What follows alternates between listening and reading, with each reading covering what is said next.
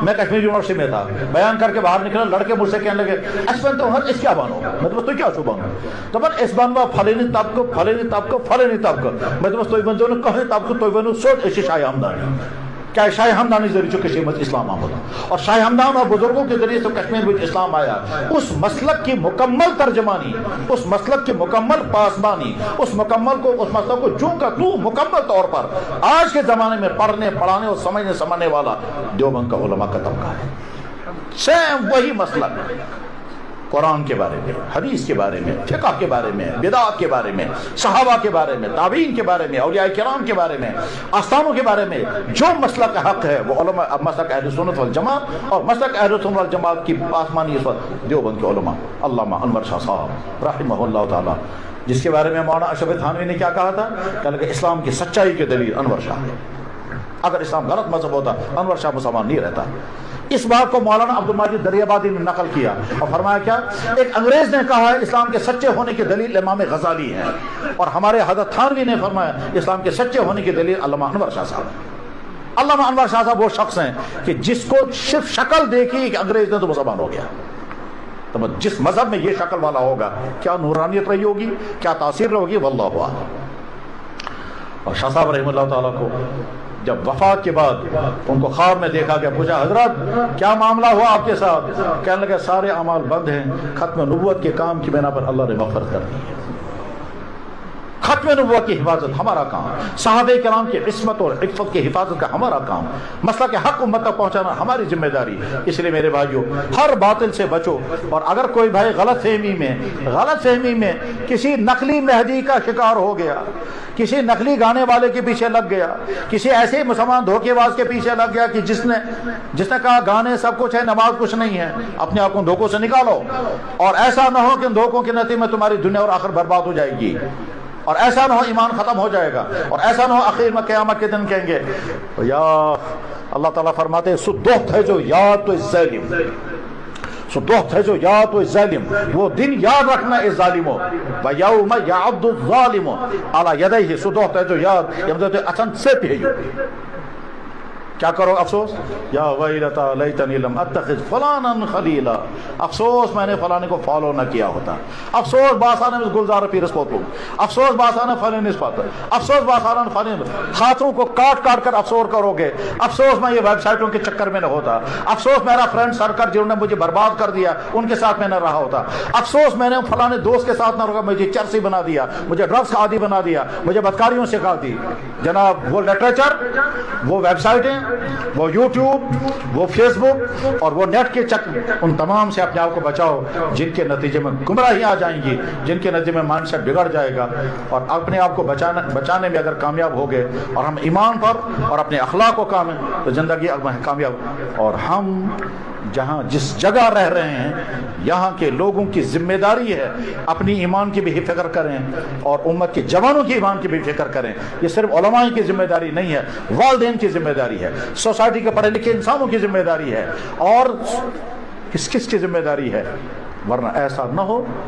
نہ ہو الامان الحفیظ کہ لالچوں کی بنا پر کمزور ایمان والا اپنے ایمان چھوڑ دے گا،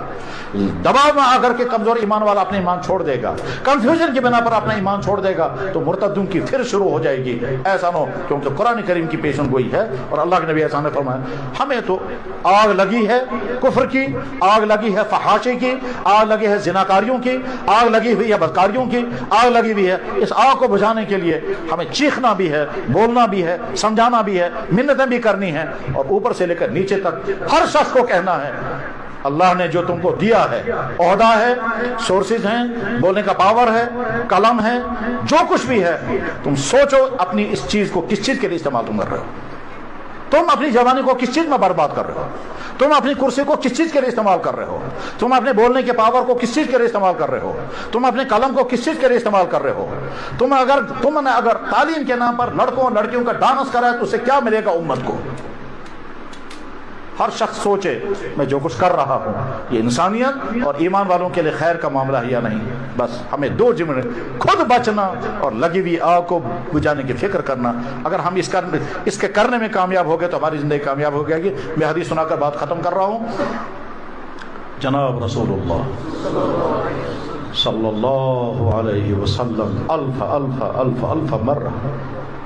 23 साल आपने मेहनत की। वो ज़माना भी होता था एक कलमा पढ़ने वाला पूरे पूरे साल तैयार नहीं होता था, और एक ज़माना वो आ गया कि सुबह से शाम तक आपको फुर्सत नहीं मिलती थी, सिर्फ कलमा पढ़ाते थे। फौज दर फौज लोग इस्लाम में दाखिल हो गए। वरायत अन्नास यदखुलून फी दीनिल्लाहि अफ़वाजा का मंजर आ गया सामने। फिर जब आपने हज फरमाया, उस मिना में, जिस मिना में आप पर पत्थर मारे जाते थे, उस मिना में आपके सामने लाख से ज्यादा सहाबे किराम बैठे। आपने फरमाया, लोगों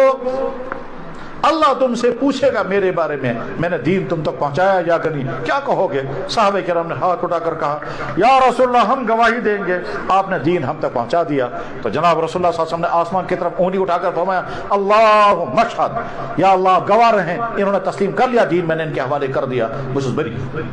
उसके बाद फरमाया, इन्नी फरतुकुम अलल हौज़, मैं पहले रुखसत होने वाला हूँ, अब अगले साल इस मैदान में तुमसे मेरी मुलाकात नहीं होगी, या आखिरी मुलाकात इस मैदान में, तुम होंगे मैं नहीं होगा। क्या बीती होगी उस वक्त सहाबे किराम के ज़हनों पर कि हम आखिरी मुलाकात, आखिरी नज़ारा कर रहे हैं मिना के मैदान में। फिर फरमाया,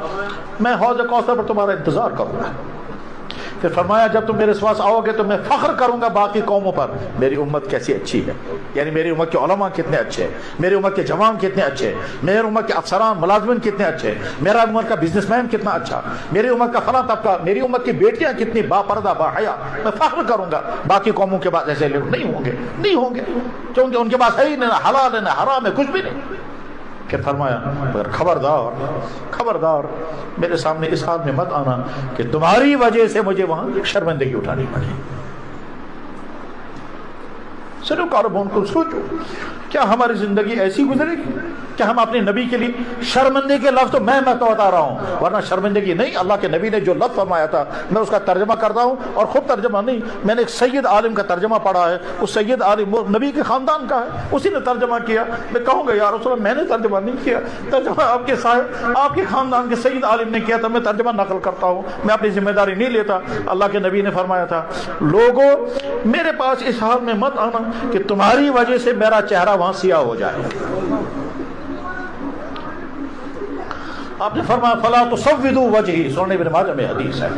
अहद करो इंशाअल्लाह हम अपनी जिंदगी ऐसी बनाएंगे कि क़यामत के मैदान में हमको देखकर हमारा नबी खुश हो जाए,